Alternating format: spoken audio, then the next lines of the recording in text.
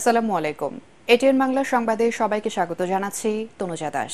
শুরুতেই জানিয়ে দেব BRB cables সংবাদ শিরোনাম। বাংলাদেশ থেকে পাচার হওয়া অর্থ ফিরিয়ে আনতে সহযোগিতা করবে মার্কিন গোয়েন্দা সংস্থা এফবিআই। বিভিন্ন দেশে দুদকের চিঠি।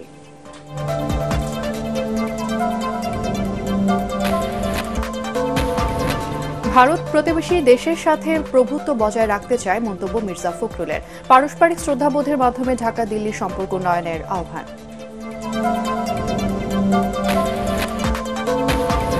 চলতি মাসেই শুরু হবে ঢাকা বিশ্ববিদ্যালয় শিক্ষা কার্যক্রম, জানালেন নতুন উপাচার্য।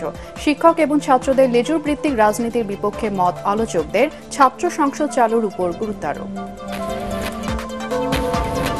এবং দাবি মানার আশ্বাসে 6 ঘণ্টা পর অবরোধ তুলে নিল কারিগরি শিক্ষার্থীরা। রাজধানীতে তীব্র যানজট, পাসপোর্ট ফেরতের দাবিতে ইতালি দূতাবাসের সামনে বিক্ষোভ।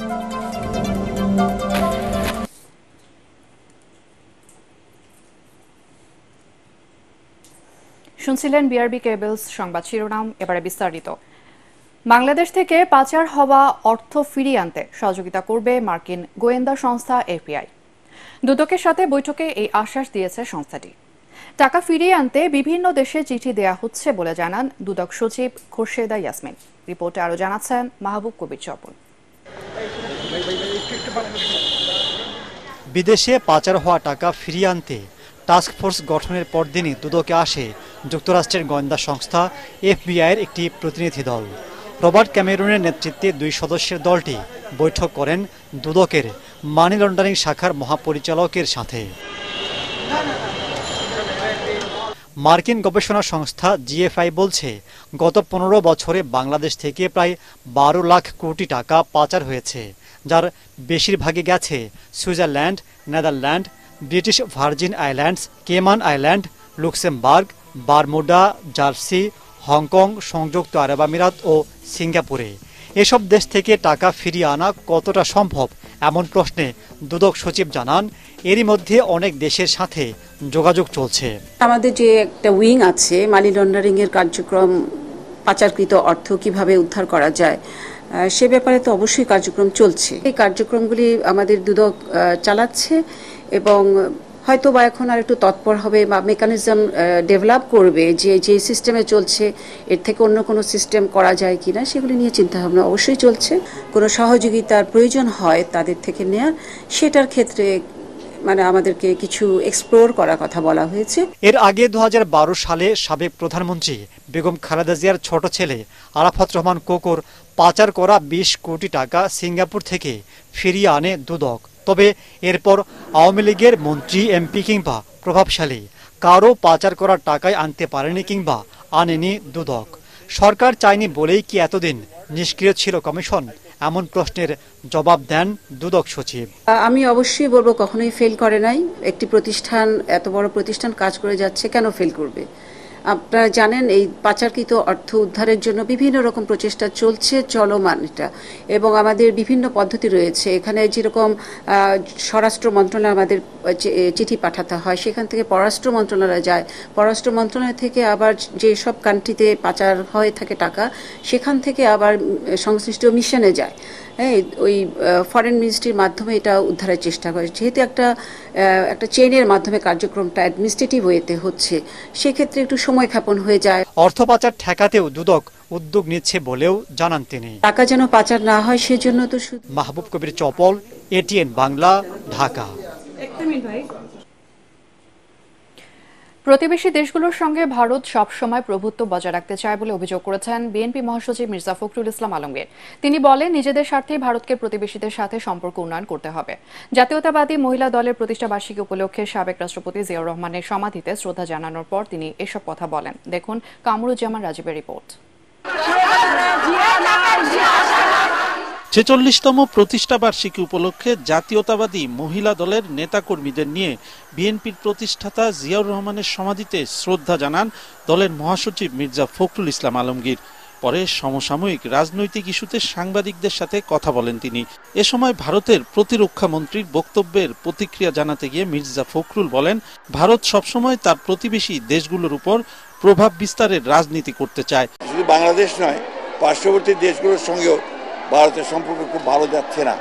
এটা অন্যতম প্রধান কারণ আমার কাছে যেটা মনে হয় যে ভারত সবসময় একটা প্রভুত্ব একটা রাজনীতি তারা এই দেশগুলোর সঙ্গে পার্শ্ববর্তী দেশগুলোর সঙ্গে করেছে, যেটা ভারতের জন্য শুভ বয়ে আনবে না, পার্শ্ববর্তী দেশগুলোর জন্য শুভ বয়ে আনবে না। সুতরাং পারস্পরিক সম্মানের ভিত্তিতে, মর্যাদার ভিত্তিতে, পারস্পরিক স্বার্থের ভিত্তিতে সেই সম্পর্ক গড়ে তোলা উচিত বলে আমরা মনে করি। বিএনপি মহাসচিব বলেন, অনেক ত্যাগের বিনিময়ে অর্জিত স্বাধীনতা সুসংহত করতে গণতন্ত্র ও আইনের শাসন প্রতিষ্ঠা করতে হবে। তিনি বলেন, যৌক্তিক সময়ের মধ্যে সংস্কার সম্পন্ন করে নির্বাচনের মাধ্যমে জনগণের সরকার প্রতিষ্ঠা করতে হবে। যে স্বাধীনতা অর্জন করা হয়েছে সেই স্বাধীনতাকে সুসংহত করবার জন্য, গণতন্ত্রকে পুনরুদ্ধার করবার জন্য এবং দেশে আইনের শাসন, জনগণের শাসন প্রতিষ্ঠা করবার জন্য তারা তাদের সংগ্রামকে অব্যাহত রাখবে। শিগগিরই আজকের যে অন্তর্বর্তীকালীন সরকার প্রতিষ্ঠিত হয়েছে তারা জনগণের রায়ের উপরে, মতামতের উপরে শ্রদ্ধা নিদর্শন করে তারা যত দ্রুত সম্ভব সংস্কারগুলোকে সম্পন্ন করে তারা দেশে নির্বাচনের মাধ্যমে জনগণের ক্ষমতা জনগণের হাতে তুলে দেওয়ার ব্যবস্থা করবে। সংস্কারের রোডম্যাপ দ্রুত জনগণের সামনে তুলে ধরতে অন্তর্বর্তীকালীন সরকারের প্রতি আহ্বান জানান বিএনপি মহাসচিব। স্বার্থের ভিত্তিতে। কামরুজ্জামান রাজীব, এটিএন বাংলা, ঢাকা। চলতি মাসের শেষ দিকে ঢাকা বিশ্ববিদ্যালয়ের শিক্ষা কার্যক্রম শুরু হবে বলে জানিয়েছেন নতুন উপাচার্য অধ্যাপক নিয়াজ আহমেদ খান। তিনি বলেন, বিশ্ববিদ্যালয়ের উপাচার্য অফিস কেন্দ্রিক কোনো আধিপত্য যাতে গড়ে না ওঠে সেজন্য কাজ করবে প্রশাসন। শিক্ষা ব্যবস্থার সংস্কার শীর্ষক আলোচনায় শিক্ষকরা বলেন, লেজুর বৃত্তির শিক্ষক এবং ছাত্র রাজনীতি নয়, ছাত্র সংসদ চালুর পাশাপাশি একাডেমিক কার্যক্রমে গুরুত্ব দিতে হবে। দেখুন আদ্দিন সজীবের রিপোর্ট। অনেক প্রত্যাশার ঢাকা বিশ্ববিদ্যালয়ে দেখতে দেখতে পার হয়েছে শত বছর। জাতীয় রাষ্ট্র গঠনে গুরুত্বপূর্ণ অবদান রাখলেও নতুন জ্ঞান সৃষ্টি এবং বিতরণে পিছিয়ে আছে বিশ্ববিদ্যালয়টি। বৈষম্য বিরোধী ছাত্র আন্দোলনে সমন্বয়করা অভিযোগ করেন, গেল 16 বছরে ক্ষমতাচ্যুত আওয়ামী লীগ সরকার এই প্রতিষ্ঠানের একাডেমিক কার্যক্রমে জোর না দিয়ে বিশ্ববিদ্যালয়কে রাজনৈতিক স্বার্থ হাসিলে ব্যবহার করেছে। এই যে একটা ইউনিভার্সিটি, একটাই ইন্টেনশন এই স্টুডেন্টগুলোকে কোনোভাবে পার করায় দেয়া। আওয়ামী লীগ সরকার এই ইউনিভার্সিটিগুলা বা এই ইনস্টিটিউশনগুলোকে, এডুকেশন ইনস্টিটিউশনগুলোকে ধ্বংস করতে করতে এমন একটা পরিস্থিতিতে নিয়ে এসেছে যে আমাদের কিন্তু অনেক সক্ষমতা, অনেক অজস্র সক্ষমতা আসলে নষ্ট হয়ে গিয়েছে। যে সরকারে আসেন সে মনে করে যদি আমি হলে কৃত্রিম সংকট তৈরি করতে না পারি, যদি শিক্ষার্থীরা প্রথম বর্ষ থেকে তাদের সিট নিশ্চিত করে, তাহলে সে আমার দলীয় যে কার্যক্রম, যে এজেন্ডা সেটা বাস্তবায়নে সে আমার লাঠিয়াল বাহিনী হবে না। বিশ্ববিদ্যালয়ের শিক্ষকরা বলেন, প্রতিষ্ঠানে দলীয় লেজুর বৃত্তির রাজনীতি বন্ধ এবং শিক্ষক সমিতিকে রাজনৈতিক দলগুলোর প্রভাব মুক্ত রাখতে হবে। পাশাপাশি জাতীয় ইস্যুতে বিবৃতি দেওয়ার ক্ষেত্রে সংখ্যাগরিষ্ঠ শিক্ষকের মতামত নেয়ারও দাবি ওঠে। কোনো একটি দায়িত্বে মানে একজন শিক্ষক একটির বেশি দায়িত্ব পালন করবেন না। আমরা স্টুডেন্টদের যে অমানবিক পরিস্থিতি দেখেছি হলগুলোতে, এটা অবর্ণনীয়। এটা কোনো অবস্থাতেই একটা সভ্য দেশে এইরকম অবস্থায় ছাত্রছাত্রীরা হলে থাকতে পারে না। জাতীয় রাজনীতিতে আমরা দুর্নীতি দেখেছি, দলবাজি দেখেছি, ক্রনিক ক্যাপিটালিজম দেখেছি। সেগুলো কিন্তু বিশ্ববিদ্যালয়ের ভেতরেও কিন্তু আমরা দেখেছি সেই ঘটনাগুলো ঘটেছে। ঢাকা বিশ্ববিদ্যালয়ের উপাচার্য অধ্যাপক নিয়াজ আহমেদ খান বলেন, ভিসি এবং প্রশাসন কেন্দ্রিক কোনো একক আধিপত্য আর থাকবে না। সবার মতামত এবং আলোচনা সাপেক্ষে চলবে ঢাকা বিশ্ববিদ্যালয়। বহু রক্তের বিনিময়ে এসছে, এইটি বিরাট রকম একটি সুযোগ। আবার এই সুযোগকে কাজে লাগাতে না পারাটাও বিরাট রকম ব্যর্থতা। অতএব এই ব্যর্থতার জন্য আমরা না যাই, চেষ্টা করি যে একটু একসাথে মিলে কিছু করা যায় কিনা। এ মাসের শেষের দিকে কিংবা একটু আগেই আমরা সিন্ডিকেটের অনুমোদন সাপেক্ষে আশা করছি যে আমরা শিক্ষা কার্যক্রম শুরু করতে পারবো। এমনকি প্রতিষ্ঠানের ভালো মন্দের বিষয়ে জনগণকে জবাবদিহি করার মানসিকতাও থাকতে হবে বলে জানান ডক্টর নিয়াজ আহমেদ খান। আদ্দিন সজীব, এটিএন বাংলা, ঢাকা। বাজেটের প্রয়োজন। অন্তর্বর্তী সরকারের প্রধান লক্ষ্য আইন শৃঙ্খলা, এমন মন্তব্য করে দেশের নিরাপত্তা পরিস্থিতির উন্নতি হয়েছে বলে জানিয়েছেন প্রধান উপদেষ্টা ডক্টর মোহাম্মদ ইউনূস। রাষ্ট্রীয় অতিথি ভবন যমুনায় বাংলাদেশে নিযুক্ত ভ্যাটিকানের রাষ্ট্রদূত কেভিন এস র্যান্ডেল সৌজন্য সাক্ষাৎ করলে তিনি জানান, প্রধান উপদেষ্টার দায়িত্ব নেওয়ার প্রথম মাসে গুরুত্বপূর্ণ সংস্কার করেছে অন্তর্বর্তী সরকার। সৌজন্য সাক্ষাতে দেশের ইসলামিক চিন্তাবিদদের সাথে হোলি সিস ডাইকাস্ট্রির মধ্যে আন্তঃধর্মীয় সংলাপ আয়োজনের প্রস্তাব দেন ভ্যাটিকান রাষ্ট্রদূত। একই সাথে জোর দেন বাংলাদেশে বসবাসকারী 10 লাখেরও বেশি রোহিঙ্গা শরণার্থীদের সহায়তা বাড়ানোর প্রয়োজনীয়তার উপর। এ সময় সংস্কার এবং রোহিঙ্গা বিষয়ে হোলি সির সহায়তা চান ডক্টর ইউনুস। এছাড়াও আলোচনায় স্থান পায় সংখ্যালঘু সম্প্রদায় এবং আসন্ন জাতিসংঘ সাধারণ পরিষদের অধিবেশন। বৈষম্য বিরোধী ছাত্র আন্দোলনে নিহত এবং আহতদের তালিকা, মামলা সহ তথ্যপাত্র চেয়ে চিঠি পাঠাচ্ছে আন্তর্জাতিক অপরাধ ট্রাইব্যুনালের তদন্ত সংস্থা। সারা দেশের জেলা প্রশাসক, পুলিশ সুপার, সিভিল সার্জন, হাসপাতাল, কবরস্থান কর্তৃপক্ষ এবং শিক্ষা প্রতিষ্ঠান প্রধানের কাছে এই চিঠি পাঠানো হবে। ট্রাইব্যুনালের চিফ প্রসিকিউটর তাজুল ইসলাম জানান, সকল প্রিন্ট এবং ইলেকট্রনিক মিডিয়ার কাছে তথ্য এবং ভিডিও ফুটেজ চেয়েও চিঠি দেওয়া হয়েছে। ওই আন্দোলনের ঘটনায় সারা দেশে হওয়া হত্যা মামলাগুলো আন্তর্জাতিক অপরাধ ট্রাইব্যুনালে স্থানান্তর করা হবে বলেও জানান তিনি। আরও জানাচ্ছেন হুমায়ুন চিশতি। বৈষম্য বিরোধী ছাত্র আন্দোলনের সময় গণহত্যা সহ মানবতা বিরোধী অপরাধে এ পর্যন্ত 11টি অভিযোগ দায়ের করা হয়েছে আন্তর্জাতিক অপরাধ ট্রাইব্যুনালের তদন্ত সংস্থায়। এরই মধ্যে তদন্তের কাজও শুরু হয়েছে। ট্রাইব্যুনালের চিফ প্রসিকিউটর জানান, আন্দোলন চলাকালে গুলিতে হতাহতদের তথ্য সংগ্রহ করা হচ্ছে। সকল জেলা প্রশাসক, সকল পুলিশ সুপার, সকল সিভিল সার্জন এদের কাছে চিঠি পাঠাচ্ছি যে আপনাদের কাছে কত আহত এবং নিহতের তালিকা আছে, কত মামলা হয়েছে, আপনাদের কাছে কত ঘটনার বিবরণ আছে, সেগুলো তদন্ত সংস্থার কাছে পাঠানোর জন্য। সকল মিডিয়া হাউসকে চিঠি দিচ্ছি যে মিডিয়ার কাছে যত অডিও এবং ভিডিও ফুটেজ আছে, প্রিন্ট মিডিয়ার যত রিপোর্ট আছে, আপনাদের কাছে যেগুলো প্রকাশিত ফুটেজ, অপ্রকাশিত ফুটেজ সব কিছু আমরা চেয়েছি। যতগুলো বড় বড় কবরস্থান আছে, যত লাশ গিয়েছে, যেগুলোকে বেওয়ারিশ লাশ হিসেবে দাফন করা হয়েছে, সেগুলো কতজন, কি চিহ্ন তারা রেখেছেন, কোথায় দাফন করা হয়েছে। আমরা বিশ্ববিদ্যালয় সমূহের ভাইস চ্যান্সেলরদের কাছে চিঠি দিয়েছি যাতে তাদের বিশ্ববিদ্যালয়ে ছাত্র আন্দোলন যতটুকু হয়েছে সেখানে কতজন আহত নিহত হয়েছে তাদের কাছে যে তথ্য আছে সেটা আমরা চেয়েছি। সারা দেশে গণহত্যার ঘটনায় তদন্ত ও মামলা কিভাবে হবে তার একটি সম্ভাব্য রূপরেখা দেন চিফ প্রসিকিউটর। সারা দেশে হওয়া হত্যা মামলাগুলো ট্রাইব্যুনালে স্থানান্তর করার কথা জানান তিনি। কেন্দ্রীয়ভাবে আসামিগুলো সবাই কমন হবে, আর ইন্ডিভিজুয়ালি গ্রাউন্ডে যারা পারপিট্রেট করেছেন, যারা সরাসরি গুলি চালিয়েছেন, যারা লাশে আগুন দিয়েছেন, তাদেরকে আলাদা হবে। কিন্তু এই ঘটনাগুলো স্থান ভেদে যদি আমরা তৈরি করি সেটা আমাদের জন্য সহজ হবে। বিভিন্ন ঘটনার স্থান এবং ঘটনার আধিক্য অনুযায়ী মিলিয়ে আমরা কয়েকটা কেসে হয়তো এটাকে ডিভাইড করব, যদিও আমরা চূড়ান্ত সিদ্ধান্ত এখনো নেইনি। একটা নোটিফিকেশন দিয়ে বাংলাদেশের সব থানাতে যতগুলো মামলা ইতিমধ্যে রেকর্ড হয়েছে এগুলোকে আন্তর্জাতিক অপরাধ ট্রাইব্যুনালের তদন্ত সংস্থার কাছে পাঠিয়ে দিতে হবে, কারণ ওই তদন্ত এবং ওটার বিচার ওইখানে আসলে সম্ভব না। তিনি বলেন, গণহত্যা হয়েছে সারা দেশে, সেজন্য তদন্ত শেষ করতে কিছুটা সময় লাগবে। প্রসিকিউশন টিম ও তদন্ত সংস্থায় জনবল বাড়াতে আলোচনা হয়েছে বলেও জানান তিনি। এই তদন্ত কতদিন সময় লাগবে এই মুহূর্তে এটা বলা সম্ভব না, কারণ এটার বিস্তৃতি অনেক বেশি, এটার গ্র্যাভিটিও বেশি। এটার জন্য লোকবল এখনো পরিপূর্ণভাবে নিয়োগ দেওয়া হয়নি। পূর্ণ শক্তিটা পাওয়ার পরে এবং পূর্ণ উদ্যমে তদন্তে নামার পরে আমি একটা ধারণা করতে পারবো যে কতদিন সময় লাগতে পারে। চিফ প্রসিকিউটর বলেন, কোনো তড়িঘড়ি না করে বিচার প্রক্রিয়া শেষ করা হবে, যাতে এই বিচার নিয়ে কেউ প্রশ্ন তুলতে না পারে। হুমায়ুন চিশতি, এটিএন বাংলা, ঢাকা। কারিগরি শিক্ষা বোর্ড সংস্কার সহ 6 দফা দাবিতে রাজধানী তেজগাঁও 7 রাস্তা অবরোধ করে বিক্ষোভ করেছে শিক্ষার্থীরা। 2021 সালের বিতর্কিত নিয়োগ পাওয়া সব ক্রাফট ইন্সট্রাক্টরদের কারিগরি অধিদপ্তর এবং এর আওতাধীন প্রতিষ্ঠান থেকে দ্রুত স্থানান্তর করার দাবি জানিয়েছে বিক্ষুব্ধ শিক্ষার্থীরা। একই সাথে ডিপ্লোমা ইঞ্জিনিয়ারিং কোর্স 4 বছর মেয়াদী এবং প্রতি সেমিস্টারের মেয়াদ 6 মাস করার দাবি জানিয়েছে আন্দোলনকারীরা। আরও জানাচ্ছেন মনির হোসেন তপু। 6 দফা দাবিতে সোমবার দুপুর 12টার দিকে তেজগাঁও 7 রাস্তায় অবস্থান নেন কারিগরি শিক্ষার্থীরা। তারা জানান, দাবিগুলোর যৌক্তিক সমাধান হলে কারিগরি শিক্ষা বোর্ডের সংস্কার করা সম্ভব হবে। উপসহকারী প্রকৌশল পদে 10ম গ্রেড ডিপ্লোমা ইঞ্জিনিয়ার ব্যতীত অন্য কেউ আবেদন করতে পারবেন না।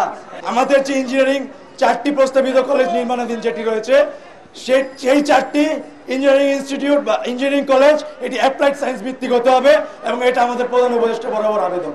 আন্দোলনকারীরা জানান, বিগত সময়ে তাদের এই আবেদনে সংশ্লিষ্ট মহল সাড়া দেয়নি, তাই সড়কে নামতে বাধ্য হয়েছেন তারা। প্রধান উপদেষ্টা ডক্টর মোহাম্মদ ইউনূসের কাছে বিদ্যুৎ আহ্বান জানাবো, তিনি যাতে এই কারিগরি সেক্টরে যে বৈষম্যগুলো আছে, কারিগরি সেক্টরে যে ত্রুটিগুলো আছে, যে কারণে বাংলাদেশের কারিগরি সেক্টর উন্নত শিখর যেতে পারছে না, দেশকে উন্নয়নের শিখর নিয়ে যেতে পারছে না, এই ত্রুটি, এই বৈষম্যগুলো বিমোচন করে দেশকে উন্নয়নের শিখরে নিয়ে যাক। 2021 সালে করোনাকালীন সময় যখন কারিগরিতে কোনো প্রাপ্যের সংকট ছিল না, তারপরও রাতের আধারে খুব স্বল্প সময়ের মধ্যে অনার্স মাস্টার্স পাশ করা ব্যক্তিদেরকে এই পদে নিয়োগ দেওয়া হয়।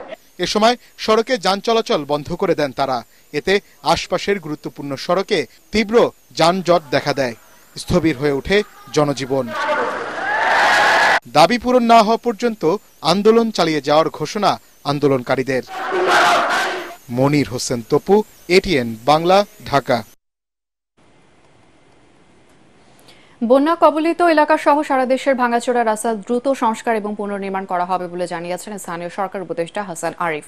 রাজধানীর আগারগাঁয়ে এলজিইডি ভবনে এক সভা শেষে তিনি বলেন, নতুন আঙ্গিকে নির্মাণ করা হবে সড়ক এবং মহাসড়ক। রাজধানীর 2 সিটি কর্পোরেশনে খানাখন্দে ভরা নানা সড়ক সংস্কারে সংশ্লিষ্টদের নির্দেশ দেন তিনি। রিপোর্ট করছেন ইমদাদুল্লাহ বাবু। স্মরণকালের ভয়াবহ বন্যায় আক্রান্ত 12 জেলা থেকে পানি নামার পর স্পষ্ট হতে শুরু করেছে ক্ষয়ক্ষতির চিহ্ন। স্থানীয় সরকার বিভাগের হিসেবে বন্যার পানিতে পূর্বাঞ্চলীয় জেলাগুলোয় প্রায় 8,000 কিলোমিটার সড়ক ক্ষতিগ্রস্ত। নষ্ট হয়েছে 1000-এরও বেশি ব্রিজ ও কালভার্ট। সবচেয়ে বেশি ক্ষতিগ্রস্ত আঞ্চলিক সড়ক। ঢাকা চট্টগ্রাম মহাসড়কেও তৈরি হয়েছে গর্ত। এতে ভোগান্তিতে সাধারণ মানুষ ঠিকমতো আসছে না নিত্যপণ্যের চালান। এ অবস্থায় নগরীর এলজিইডি ভবনে কর্মকর্তাদের সাথে উন্নয়নমূলক কার্যক্রমের অগ্রগতি পর্যালোচনা সভা করেন স্থানীয় সরকার উপদেষ্টা। দীর্ঘ 4 ঘন্টা সভা শেষে গণমাধ্যমের মুখোমুখি হয়ে তিনি জানান, উন্নত কাঁচামাল ব্যবহার করে এসব সড়ক মহাসড়ক পুনর্নির্মাণের উদ্যোগ নেওয়া হয়েছে। বন্যার পরে আমরা বন্যায় দেখেছি যে রাস্তাঘাট খুব দুরবস্থায় আছে, বেহাল অবস্থায় আছে এবং কমিউনিকেশনটা হচ্ছে একটা বড় জিনিস। এটা পুরো সমাজকেই এফেক্ট করে। গ্রামের সবজিটা ঢাকায় আসে যদি রাস্তা ভালো থাকে। বাজেট যেটা লাগবে সেই টাকাটা উনি অলরেডি পেয়ে গেছেন এবং কাজও আরম্ভ হয়ে গেছে। এবং সেখানে আমরা গুরুত্ব দিয়েছি যে কাজে যেন কোয়ালিটির সঙ্গে কোনোভাবে কম্প্রোমাইজ করা না হয়, যে তাড়াহুড়ো করে কোনো রকম একটা কাজটা সেরে ফেলা যাক, যাতে পরে এখানে আবার মহা উৎসবে আবার একটা কাজ করা যায়। ঢাকার 2 সিটিতেও বিভিন্ন এলাকায় অলিগলি এমনকি মূল সড়কেও দেখা দিয়েছে গর্ত এবং খানাখন্দ। এতে রাজধানীতে কমেছে যানবাহনের গতি, চলাচলে দুর্ভোগ পোহাচ্ছেন নগরবাসী। স্থানীয় সরকার উপদেষ্টা বলছেন, ভাঙা সড়কের কারণে তিনি নিজেও কষ্ট পাচ্ছেন। রাজু যে ভাস্কর্য, ওই গোল চক্করের সামনে একটা বিশাল মানে বড় জায়গা, রাস্তা ভাঙাচোরা পড়ে আছে বহুদিন ধরে। আমি ওই পদে আসা যাওয়া করি, আমি এসে ইঞ্জিনিয়ার সাহেবকে বলেছি রাত্রে হলেও কাজ করে আপনি এটা ঠিক করেন। আপনি রাজুতে সবাই দাঁড়াচ্ছে আর তার জায়গাটা আপনি ঠিক করেছিলেন, যেখানে নতুন বাংলা অভ্যুদয় হলো আপনি তাকে রেখেছেন, কি বলে যে ওই ভাঙাচোরা রেখেছেন। সড়ক পুনর্নির্মাণের কাজে দুর্নীতি বন্ধে সর্বোচ্চ নজর দেওয়া হচ্ছে বলেও জানিয়েছেন এই উপদেষ্টা। ইমদাদুল্লাহ বাবু, এটিএন বাংলা, ঢাকা।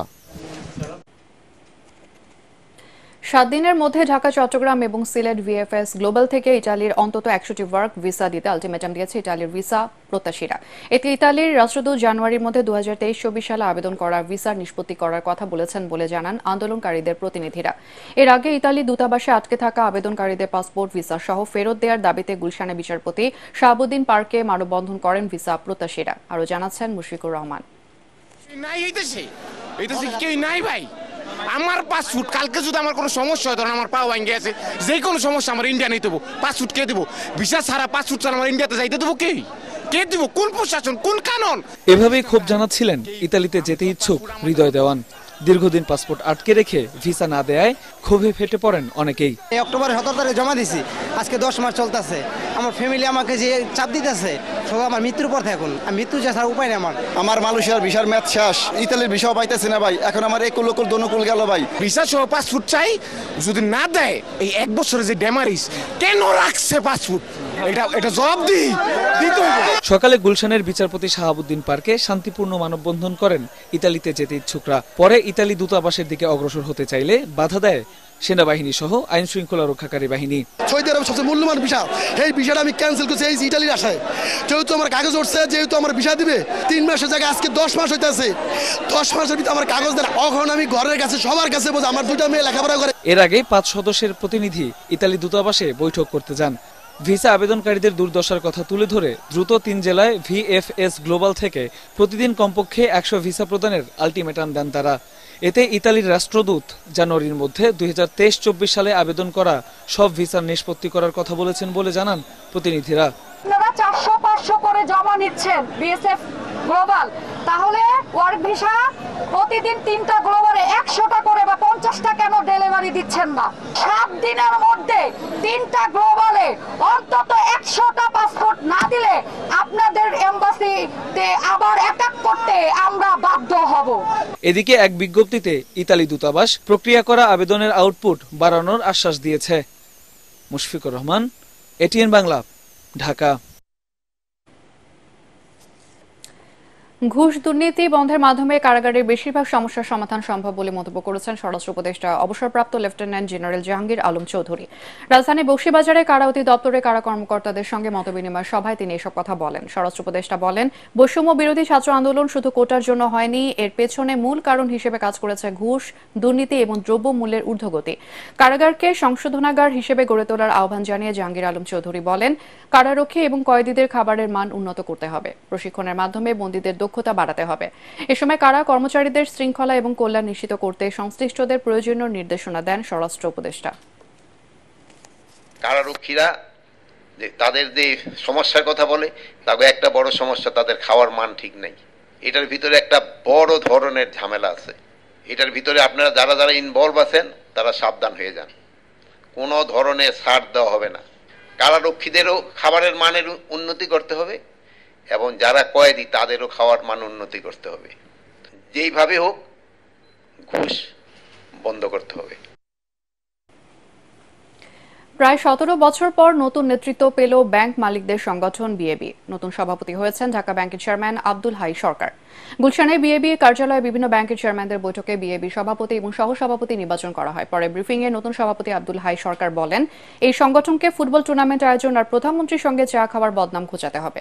ব্যাংক এবং আর্থিক খাত পুনরুদ্ধারের প্রতিশ্রুতি দেন নয়া সভাপতি। দেখুন শারফুল আলমের রিপোর্ট। দেশের অর্থনীতির অন্যতম সঞ্চালক ব্যাংকিং খাত। ১.৫ দশকে হাজার হাজার কোটি টাকা পাচার, খেলাপি ঋণ সহ নানা অনিয়ম ধ্বংসের দ্বারপ্রান্তে এই আর্থিক খাত। ছাত্র জনতার গণ অভ্যুত্থানের পর বাংলাদেশের অর্থনীতি পুনরুদ্ধারে প্রথমেই সংস্কারের উদ্যোগ নেওয়া হয় ব্যাংকিং খাতে। টানা প্রায় ১৭ বছর বিএবি সভাপতির পদ দখল করে থাকা এক্সিম ব্যাংকের চেয়ারম্যান নজরুল ইসলাম মজুমদারকে সরিয়ে দেয় কেন্দ্রীয় ব্যাংক। সোমবার ব্যাংক মালিকদের বৈঠকে নতুন নেতৃত্ব ঠিক করা হয়। সবাই মনে করে যে একটা সংস্কার দরকার আমাদের গঠনতন্ত্রে। সেই গঠনতন্ত্রকে কি সংশোধনী আনা হবে, সেই সংশোধনী ঠিক করার জন্য এটাকে পরীক্ষা নিরীক্ষা করে পুনর্বিবেচনা করে এই কমিটির কাছে একটা সংস্কার প্রস্তাব দেওয়ার জন্য আমি প্রপোজ করি, আগামী নির্বাচনের আগে আমাদের সংগঠনকে আমরা এমনভাবে সংগঠিত করতে চাই এটার জন্য সদস্যদের জন্য শুধু কাজ করে, অন্য কোনো কারণের জন্য ইনফ্লুয়েন্স না হয়। অতীতের সকল বদনাম ঘুচিয়ে সামনের দিকে এগিয়ে যাবে ব্যাংকিং খাত, এমন প্রত্যাশা পরিচালকদের।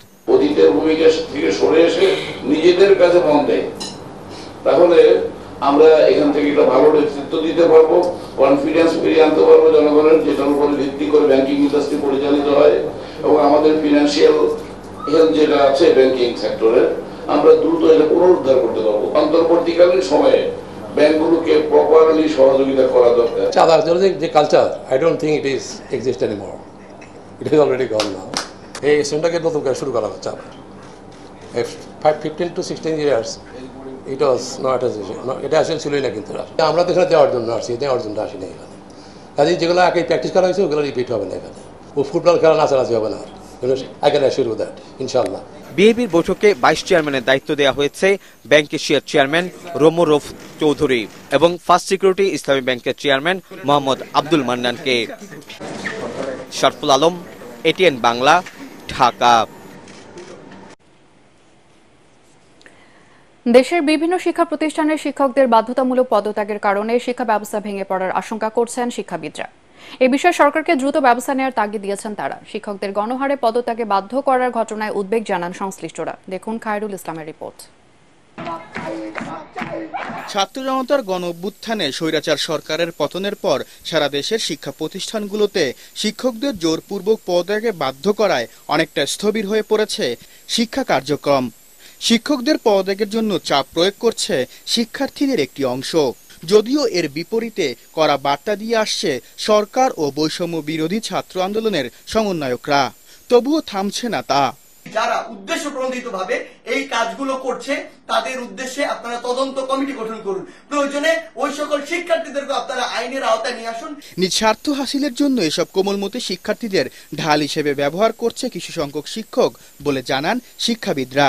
যাদেরকে লাঞ্ছিত করা হচ্ছে দলবাজি বা টেন্ডারবাজি বা নিয়োগ বাণিজ্য ইত্যাদির কারণে, হয়তো সঙ্গত কারণ আছে তাদের, এই যে তারা ভুল করেছেন, অপরাধ করেছেন, সেটার জন্য তো গায়ে হাত দিয়ে বিশেষ করে নারী শিক্ষককে যখন লাঞ্ছিত করা হয়েছে তখন এটা আমরা ক্ষুব্ধ হয়েছে। এটা হওয়া উচিত না। ধন্যবাদ দেব যে সরকারও বিভিন্ন উপদেষ্টা মণ্ডলী এটার জন্য কথা বলেছেন, নির্দেশনা দিয়েছেন, কড়া একটি পরিপত্রও গেছে। তারপরেও যদি এগুলো চলতে থাকে এটা তো গ্রহণযোগ্য নয়। ছাত্রদের এগেনস্টে যারা ন্যূনতম ছিল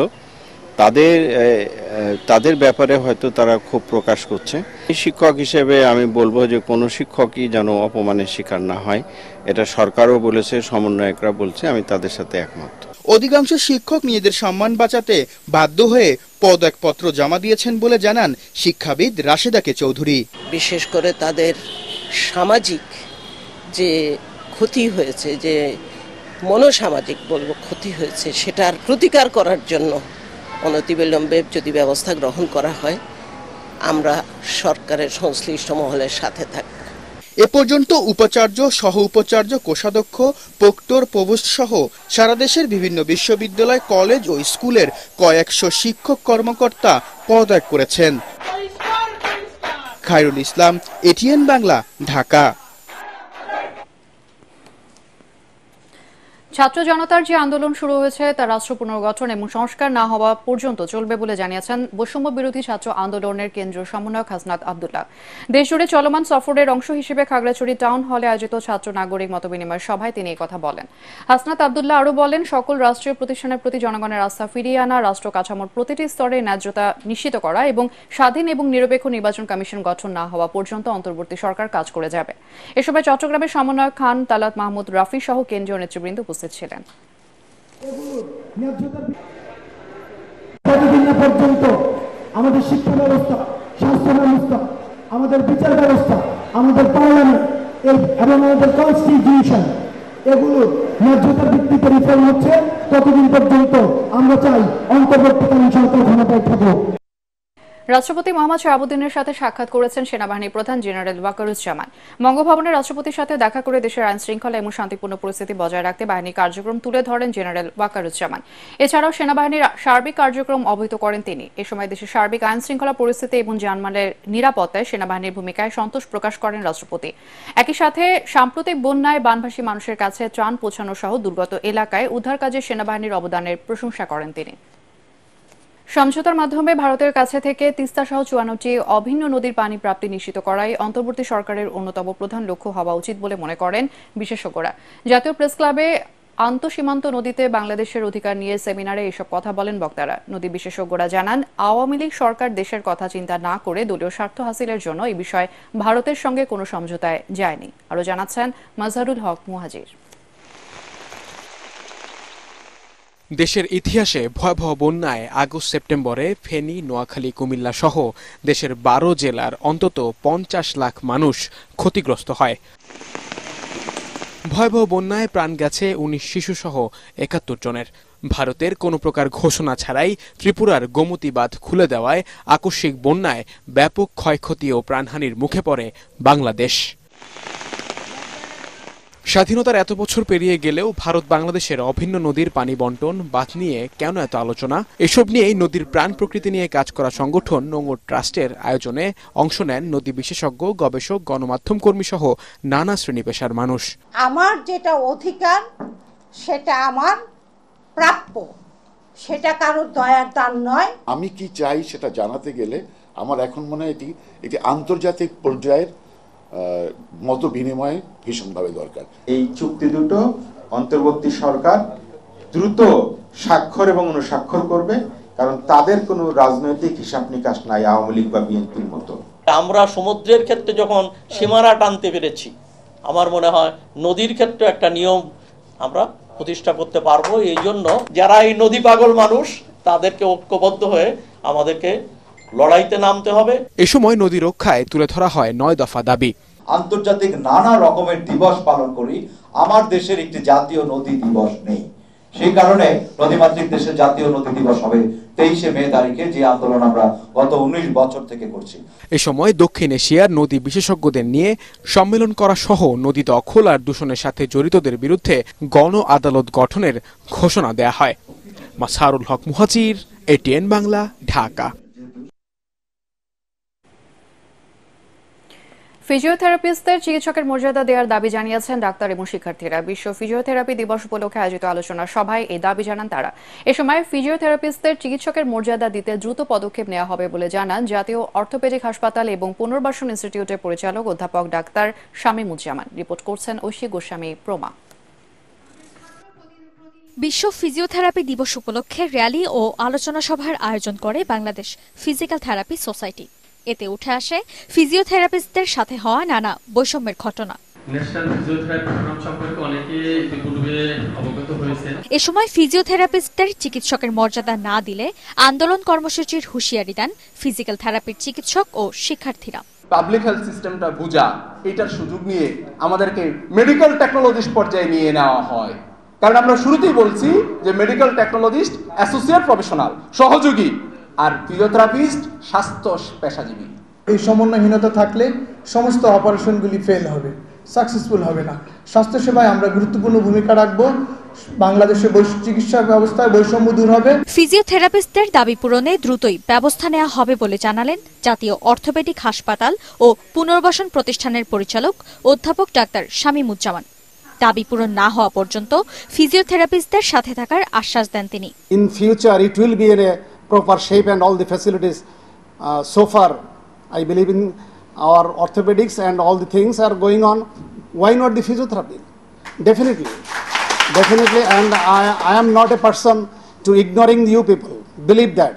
I am considering you are my brother, you are my colleague, and you are part of NITOR.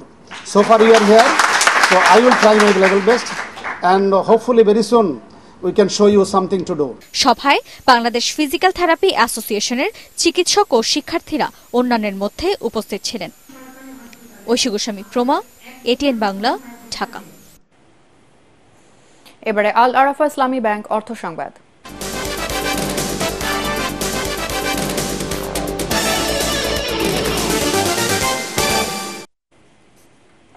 কিশোরগঞ্জের কুলিয়ারচরে পেয়ারা চাষ জনপ্রিয় হয়ে উঠেছে। বাণিজ্যিকভাবে এবং সম্পূর্ণ বিষমুক্ত উপায়ে পেয়ারা চাষ করে এখানকার চাষিরা ব্যাপক লাভবান হচ্ছেন। এই জেলার কৃষকরা কৃষি সম্প্রসারণ অধিদপ্তরের সহযোগিতায় পেয়ারার আবাদ করে আসছে। এবারে আন্তর্জাতিক সংবাদ।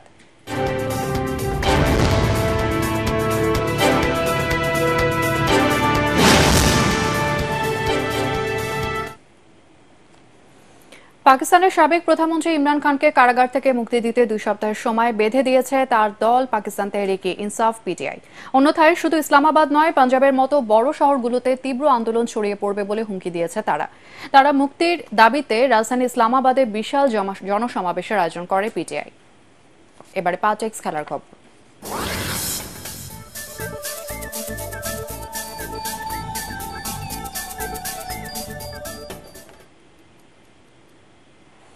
পাকিস্তান সফরে টেস্ট ম্যাচ জয়ের অনুপ্রেরণা কাজে লাগিয়ে ভারতের সাথে লড়াই করতে চান মেহেদী হাসান মিরাজ। মিরপুর শেরেবাংলা স্টেডিয়ামে জাতীয় দলের অনুশীলন শেষে গণমাধ্যমের সঙ্গে আলাপকালে একথা বলেন মিরাজ। তবে ভারতের কন্ডিশনের সঙ্গে মানিয়ে নেওয়ার চ্যালেঞ্জও থাকবে বলে জানান মিরাজ।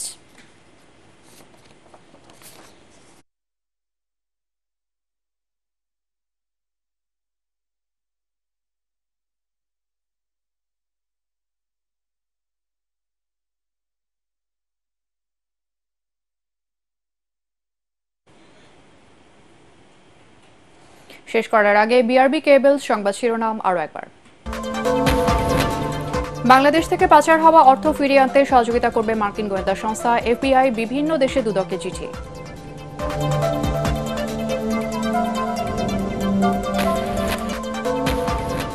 ভারত প্রতিবেশী দেশের সাথে প্রভুত্ব বজায় রাখতে চায় মন্তব্য মির্জা ফখরুলের। পারস্পরিক শ্রদ্ধাবোধের মাধ্যমে ঢাকা দিল্লি সম্পর্ক উন্নয়নের আহ্বান।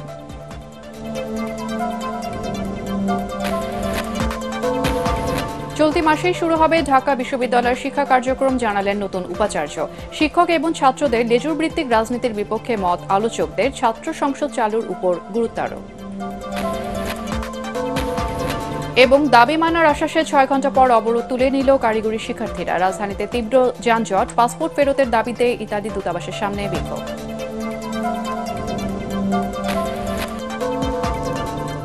আর এই ছিল এখনকার সংবাদ। আমাদের এজেন্ট বাংলা সংবাদ ইউটিউবে দেখতে ব্রাউজ করুন youtube/এজেন্ট বাংলা নিউজ।